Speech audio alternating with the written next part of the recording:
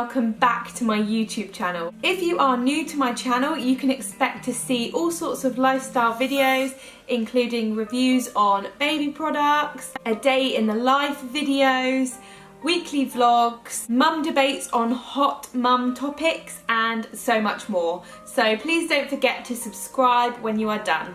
Today's video is on my breastfeeding story, which is really good timing because next week's debate is on whether breast is actually best. And it's going to be a bit of a controversial and heated video, and we debate it here, me and my mum friends debate it here, and then we get some other mums to give us their opinions as well. And if you'd like to be involved in that debate, please just drop a comment below and I will drop you a message. So, on to my story.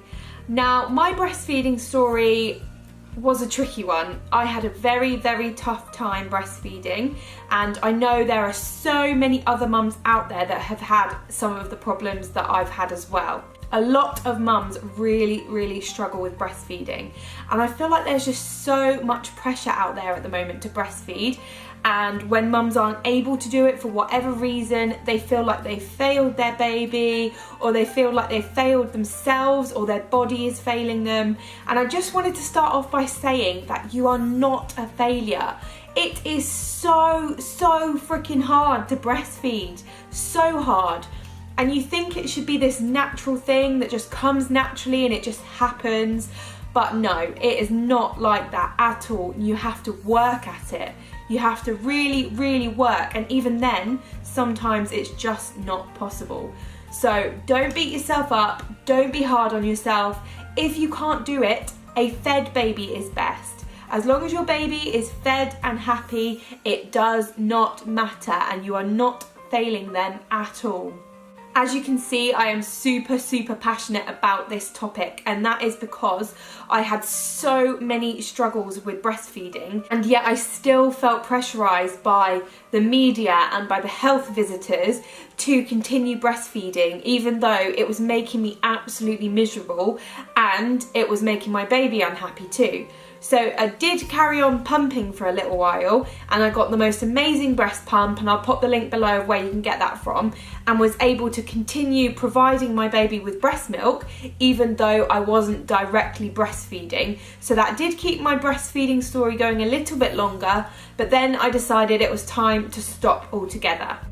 So let's rewind to the very beginning when I first had Bella. So the day I gave birth to Bella, the midwives didn't even ask me if I was going to breastfeed. They just gave her to me and said, there you go, can you feed your baby? And I knew I was going to breastfeed anyway, so that was totally fine. But it did shock me that they didn't even ask, and had I not wanted to breastfeed, I didn't really have the option, but I knew I always was going to anyway. I should probably tell you that just prior to this, I had a massive hemorrhage just after giving birth to Bella. So I lost 2.5 litres of blood, and that took away a lot of the reserves from my body, which meant that my milk was never going to come in very quickly. And in fact, it didn't come in until day 10. But anyway, back to the day I gave birth to Bella. They put her on me and they told me to feed her.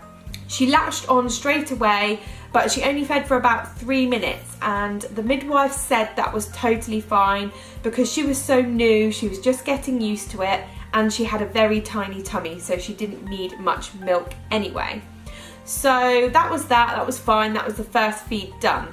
Then we got transferred to the wards, and over the next 2 days, which is what I stayed in hospital for to start off with, I was struggling to get Bella to latch. I have quite large boobs. I have had a boob job, so they are quite large. They were large before I got pregnant, let alone now. So I found it really difficult to hold her in the traditional cradle position, and the midwives were really helping me to get different positions. I had her in rugby hold, and then eventually I was laying down on my side and I had her laying next to me and could get her to latch on that way. And I felt as though the latch was good, the midwives felt as though the latch was good. However, they did not know how much she was taking from me. And although she seemed satisfied after the feeds because she fell straight asleep, we did not actually know if she was getting any milk. So I started hand expressing the colostrum onto a little spoon and then sucking it up into a little syringe and giving it to her that way. And she was barely getting anything because not much was coming out of me at all. But the midwives said that was fine. Again, she was very tiny, she didn't need much milk, and that more milk would come in eventually. And the reassurance that I was getting from the midwives made me feel that everything was okay and that I would be totally fine at home on my own. The unit that I was on was very short-staffed, and I was in a little side room, and I would see a midwife maybe twice a day, and they'd kind of ask how I was getting on, see if I was okay, and then just leave me to it to sort out my baby. So I didn't feel as though I was getting massive amounts of support, although I am so grateful for the NHS and everything they did. As you may know, I am a nurse, I work in the NHS, so I'm so grateful for everything that they do. However, I felt that I would be better off at home where Alec was with me because he wasn't allowed to stay overnight in the hospital. So I felt that going home would be the best option for me. I'd get more support from him, I'd have my family around me, I'd be in my own bed, and I'd just feel so much more comfortable and happy. So I asked if I could go home 2 days after I gave birth to Bella. So I gave birth to her on the Wednesday and I asked to go home on the Friday night.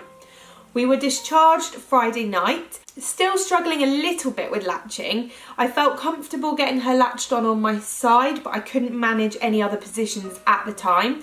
But I thought that that was something that I would develop with confidence. So I decided to go home, and that night was tricky, but it got a lot worse as time went on. When babies are younger, they tend to sleep a lot. So that first night when we got home, Bella was sleeping for like 4 hours between feeds. And I thought, this mum stuff's quite easy actually, you know, I can do this. And when she was waking up for her feed, she was having a little feed and then going back to sleep. However, at about 3 o'clock in the morning, she did wake up for a feed and she fed off of me, but she still did not seem satisfied. And no matter what we did, we could not calm her down. So we did supplement her with a little bit of formula, which eventually settled her and she went back to sleep. The next morning, so Saturday morning, the midwife arrived at our house and she did all the checks on Bella and said that she looked very jaundiced. So she did a little test on her chest to see how jaundiced she actually was, and she told us that we needed to go to hospital immediately, which was not ideal because we'd literally been discharged the night before. So we went to A&E, she had a blood test, which was horrible to see, and yes, she was jaundiced and she was above the line of treatment, so she needed to go and have treatment. So we were readmitted to the children's ward and I was allowed to stay with her, but Alec wasn't. So we were back in the situation that I was in to start with, where I didn't really have the support that I felt that I needed, and I just really wanted Alec to be there, to sort of just be there for me, and I was an emotional wreck and I just needed a cuddle sometimes and just reassurance that everything was going to be okay. So we were readmitted for Bella to have light therapy, and that is when she's put in a little crib with a sunbed over the top of her, emitting UV rays to help bring her jaundice levels down.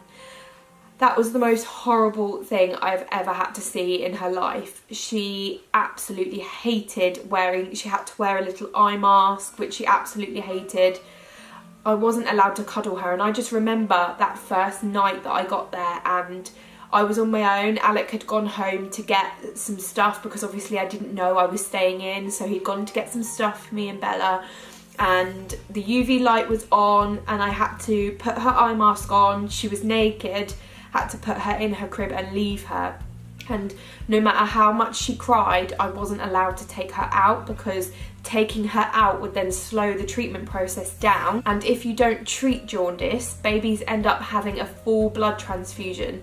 So they end up having to have all of their blood taken out of their body and have it replaced with new blood that is not full of toxins. And that was the absolute last thing that I wanted. But it was absolutely horrendous seeing her scream like this and me not being able to do anything about it. I was hormonal, I'd just given birth, I was sleep deprived, and I had my beautiful baby girl, my little precious baby girl, crying her eyes out in this little crib under this light, and there was absolutely nothing I could do about it, and it absolutely broke my heart. And to this day, that is the hardest part of my life with Bella so far. And just being in that hospital and not being able to help her just broke me. So back to breastfeeding. When she was in this UV light, I had to feed her every 3 hours, and I was only given 30 minutes to feed her. So I'd have to take her out from under the light, put her on the breast and let her feed for as long as she wanted to, and then top her up with a set amount of formula. And it was based on a feeding plan that the doctors had given us. And to start off with, this amount of formula that she needed to take was 46 mils. And that is a lot for a baby that size. So we really struggled to get it in her. And the doctors would come round every morning and say, well, she's not had her 46 mils. She's not going to get rid of this jaundice if she doesn't have her 46 mils of formula. And it really made me anxious and stressed me out that I only had 30 minutes to feed her, and yet I was supposed to breastfeed her and get 46 mils in her and then quickly get her back under the light again.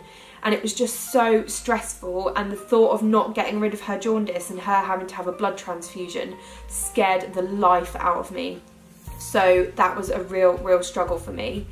And then once I'd got her back into her crib under the light, I would then go and have to pump to try and stimulate my breast to make more breast milk, because my breast milk still hadn't come in. And this whole time I was still struggling to get her latched on, and everything was just such a big struggle. And because I didn't have my mum, I didn't have Alec, I didn't have anyone around me to just reassure me, I found it really difficult. One night was probably the worst night I'd had in the hospital. So I got Bella out of her crib, I went to latch her on, and she just would not latch. She was screaming. I tried every single position, I tried both boobs, I couldn't get her to latch on, and time was ticking. It had taken me about 15 minutes to get this far, and I knew I only had 15 minutes left to feed her, and I did not know what to do, so I pressed my buzzer to ask for some help. One of the care assistants came in, and I said, I was crying my eyes out at this point, absolutely hysterically crying, and I said to her, I'm really struggling to get her to latch on. I've only got 15 minutes left until I need to put her back in her crib. Please, can you help me? And she said to me that she didn't have time. And I said, well, is there somebody available that can come and help me, please? And she said she'd go and find out, but she didn't think so. At this point, I was beside myself, in absolute floods of tears, had no idea what to do. I was just squeezing Bella so tight, I just had no idea what to do, and this was probably the lowest point of my hospital stay. Then I remembered the amazing support that I'd received up on the maternity wards after I'd given birth to Bella.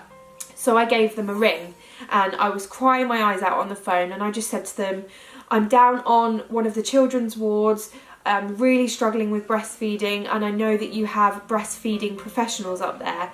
Is there any chance someone can please come down and give me a hand, because I'm really struggling and they don't have the staff down here?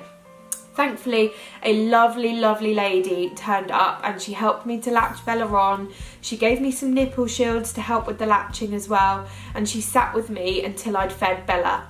It did go over the half an hour, but she reassured me that feeding was a really important part of getting rid of jaundice, and if I wasn't managing to feed Bella in 30 minutes, it didn't matter, I just needed to get feed into Bella.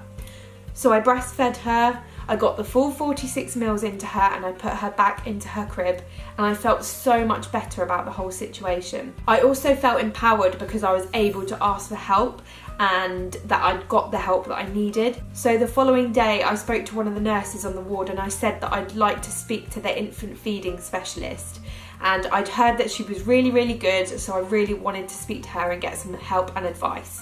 A few hours later she turned up, and oh my goodness, she was amazing. She stayed with us for about an hour. She went through absolutely everything with us, through latching, through how to increase my milk supply and how to get it to come in properly. She had words with the doctors and told them to stop making me so stressed out about this whole 30 minutes thing and the amount of meals that I should be getting in, because she explained that Bella was probably getting that amount of milk from me, so it didn't matter anyway. So she was absolutely amazing and made me feel so much better about the situation. A few days later, Bella was able to come out from under the UV light, but we stayed in hospital for an extra day anyway, just to make sure that we got the feeding under control. I went home on day 6 and Bella was still being combi fed just to top her up with some formula. So we went home and my milk still hadn't come in, so I was still having to pump 3 hourly to try and stimulate my milk to come in. And I just remember my best friend Faye being here and trying to help me figure out how to pump and feed Bella and kind of do all of that. And it was a struggle at first, but then I remember sitting on my little tub chair over in that corner with my double breast pump on, and I remember seeing the spurts of milk that you get, and I'd only ever seen that on TV coming out of cows, like the actual spurts. Because my milk had never come in yet, all I was getting was tiny little drips. So when I saw these spurts come out, I was like, oh my god, I'm like a cow, oh my god. And I was like, quick, come look. And I was getting the actual spurts of milk, and I was so happy that my milk had finally come in. During that pumping session, I got about 100 mils and I was so chuffed. Little did I know that a couple of months down the line, I'd be getting so much more than that. But I was so happy, and the fact that my milk had come in meant that I could stop combi feeding Bella and exclusively breastfeed, which was ultimately my aim. So I was then breastfeeding. However, I was still struggling with latching, and Bella was also very colicky, she was very windy, it seemed as though she was taking a lot of air in. She was also suffering with severe reflux, so we had a lot of issues with feeding. So I went back to the breastfeeding clinic and tried to get her assessed for a tongue tie. I could see that she had a lip tie, but I knew that there was nothing that they did about lip ties from doing my research. However, I had also researched that tongue ties could cause a massive issue with latching. So I thought I'd just get her checked out for one, just to kind of rule out any issues that might be causing the problems that we were having with latching, because I was now getting very sore nipples and Bella was getting very frustrated on the breast. So they said that there wasn't a tongue tie, so I went away and practiced some new positions that they gave me, which also didn't work. So we went back to the breastfeeding clinic the following week, and luckily the tongue tie specialist was working that day. And she checked Bella and she thought that she had quite a severe posterior tongue tie. So that's a tongue tie at the very back, and it's very difficult to see or feel a posterior tongue tie. So what I would say is, if you're struggling with your latching, get your baby checked out for a tongue tie, because it might be that although you can't physically see it or feel it very easily, the tongue tie specialist might be able to. So she got it checked out, and by this point I was really struggling with breastfeeding. I was getting really upset all the time and I just needed this all to be sorted. So the specialist rushed me through to see a consultant to get Bella's tongue tie snipped. She was exactly 5 weeks old when she got her tongue tie snipped, and that was a heartbreaking day. The noise that it makes when they cut through is horrible, and she screamed straight away. But within about 2 minutes, she completely forgot about it even happening. Although I hadn't, I knew she had. So that was kind of all the reassurance that I needed, really, was that she got over it. So her tongue tie was now snipped. So we just had to go home and practice latching, and she had to get used to her new tongue. It took her about a week to get used to her new tongue, and the wind got better, her latch got better, all of those things got better, but then came the reflux, which got so much worse. At night we would try and put her down on her back, and you would hear her making these gurgly sort of noises like reflux was coming up. She'd then cough and choke and then scream. But if she would lay on our chest or on her front, she would be absolutely fine. Now, I really didn't want to put her on her crib on her front. So for the first 8 weeks of her life, we were doing shifts to let her sleep on our chest, which was so stressful, and we were both so sleep deprived, so it was actually really hard. We took her to the doctor about her reflux, and they basically fobbed us off and said hold her upright after each feed, burp her a lot, just kind of all the normal things that we were doing anyway. So we went away, carried on doing those things, and it didn't get better. So we took her back to the doctors, and they prescribed us infant Gaviscon and ranitidine, which kind of improved it a little bit, but not to the extent that we thought it might. And she was still not able to lay down on her back.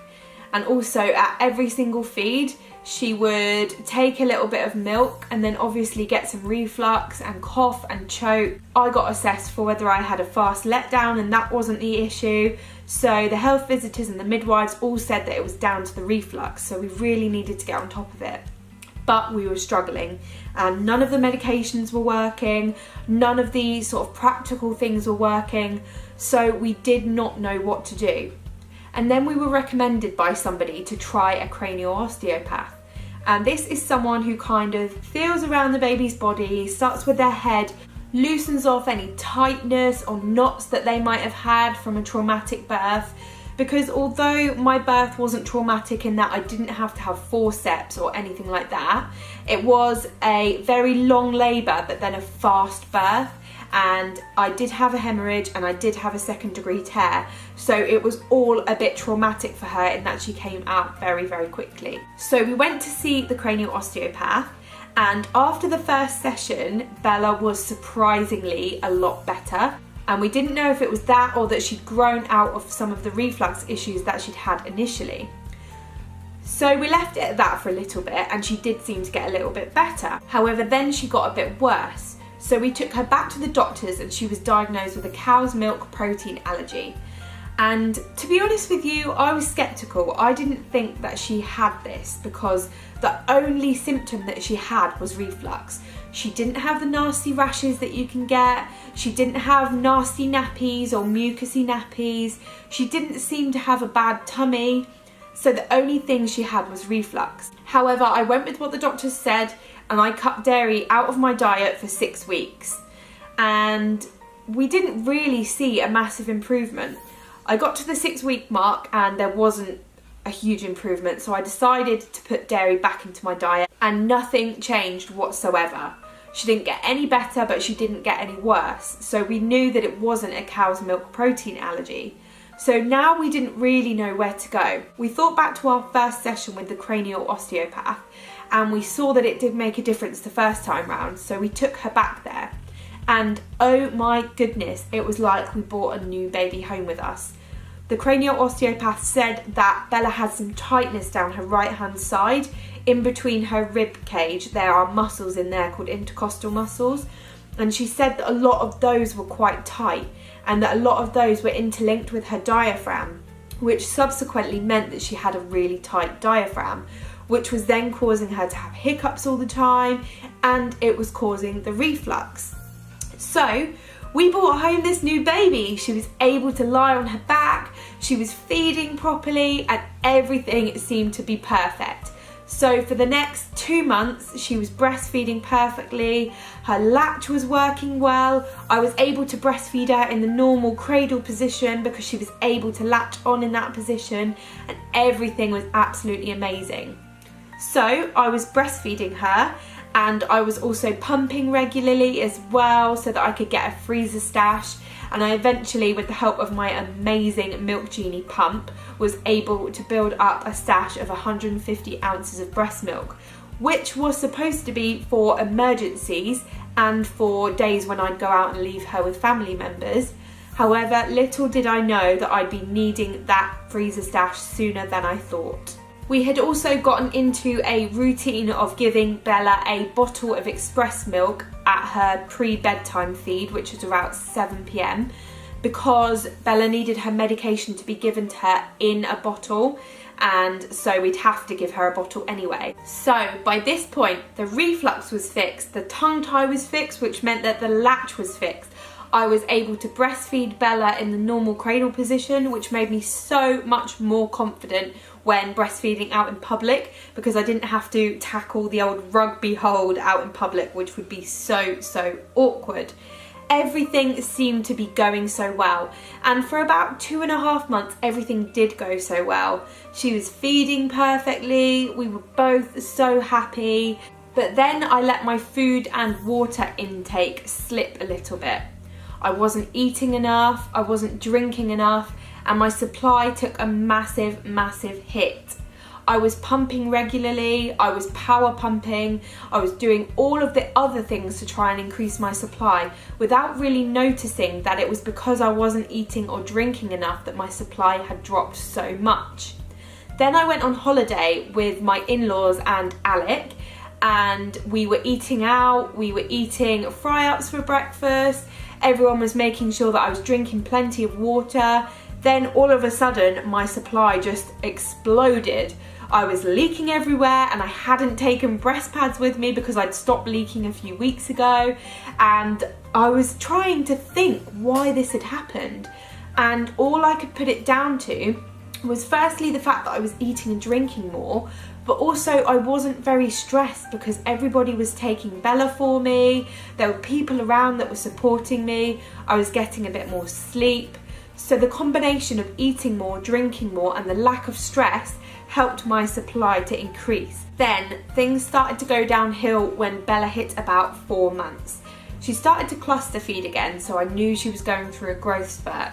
However, this time she was a little bit older, so for some reason she was a little bit angrier. And no matter what I did, no matter how much I would put her on the breast, she got so angry.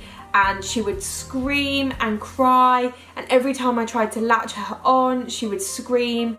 No matter what I did, I couldn't console her, and I felt like it was as a result of my supply no longer being enough for her. She was trying to up my supply, but it wasn't really increasing. And I took lactation cookies, I took fenugreek, I tried all the different supplements that you can try to increase your supply. I was power pumping, I was pumping regularly, and although I was still pumping a lot of milk was coming out, it just didn't seem to be enough for Bella, and it wasn't satisfying her enough. And I don't know whether it is the amount of milk that I was producing or whether it was the speed that it was coming out, because Bella had the bottle from birth, and she knew that if she cried, she'd get the bottle and it would come out much faster. So eventually I was giving her bottles of express milk, and I was pumping every 3 hours. I had my stash of 150 ounces in the freezer, but we got through that very quickly, so I was then having to pump for every feed, which was fine. I actually quite enjoyed pumping because I'd put my double pump on inside my hands-free bra and do it whilst I was doing the housework, while Bella was with Alec or playing on the floor. So I actually really didn't mind pumping at all. So I'd pump before I went to bed at about 9 o'clock. I'd set my alarm for 3 o'clock and get up and pump, and then I'd pump again first thing in the morning and then 3 hourly throughout the day. However, this eventually did take its toll, and I did drop the 3 o'clock in the morning pumping session, which then affected my supply, because when you're then not pumping from 9 p.m. till 6 a.m, that is a really long period to not pump, and your breast milk supply will reduce, which it really did for me. And although I was regularly doing power pumping sessions, I still noticed a decrease in my supply. And as I was getting out and about more often, it was becoming less and less convenient to pump, because some days I would spend the entire day out of the house with a baby class in the morning and a baby class in the afternoon. So I was then trying to fit in pumping around that, because it's very difficult to pump while you're out and about. So eventually my breast milk supply did really drop because I was pumping less and less. So I then reduced it to a 1 a day pumping session, which was just more for comfort really. And I'd get about 8 ounces out at a time, but as I still had a freezer stash, I was still able to use that for the rest of the feeds throughout the day as well. But eventually my freezer stash did get used up, and then I was no longer pumping enough for Bella to keep up with her feeds. So we gradually weaned onto formula. The thought of stopping breastfeeding absolutely broke my heart. And I remember crying my eyes out one evening because I thought that myself and Bella would absolutely lose this bond between us. I thought that she'd no longer need me or love me because this was the one thing that I could do for her. And I dragged it out for as long as I possibly could, but I was dragging it out for selfish reasons. I was dragging it out for myself because I was upset about stopping and I didn't want to stop. When in actual fact, Bella wanted to stop, but Bella wanted the bottle. She wanted that milk to come out that little bit faster. And ultimately, I was making her unhappy by making her continue to breastfeed. So it was a really, really, really hard decision having to stop, and it absolutely broke my heart. And for the first few days after I stopped breastfeeding, I'm sure I cried for the majority of the day. It was just heartbreaking giving her the bottle and not having that moment that you have with them when you put them on your breast and you just see how happy they are and they're looking up at you and you're satisfying them, and it's just that moment that you have. And it felt like I was no longer going to have that moment, which absolutely broke my heart. But ultimately, when I saw how happy Bella was on the bottle and how she was satisfied after every feed, she was satisfied straight away because the milk was coming out faster. It just made me feel a whole lot better about the whole situation, and I just got over it. So I am so grateful that I was able to breastfeed her for the short time that I did. And I'm so grateful that I was able to use my amazing breast pump and express milk for as long as I did. But I'm also so grateful that I've now got a really, really happy baby who loves being fed, who's putting on weight and jumping up those centile lines. She's doing absolutely amazingly. She's meeting all of her milestones, and that is with or without breastfeeding. So we are now one happy baby and one happy mummy. That is my breastfeeding story. At some point in the future, I will be doing a video on my breastfeeding top tips. I won't put them in this video because it's already quite long as it is, but I will be doing a top tips video. If you would like to see some of my top tips, head over to my Instagram page because I have done a post about my breastfeeding top tips over there. I'll pop a link below for where I got my breast pump from. Highly, highly, highly recommend it, especially if you're looking to exclusively pump, because it is so handy to just put it on and then get on with your everyday tasks. Don't forget to give me a thumbs up and subscribe if you like this video. Keep your eyes peeled for next week's video, which is gonna be a saucy one. It is our mum debate on, is breast actually best? Thank you for watching, and I'll see you guys soon.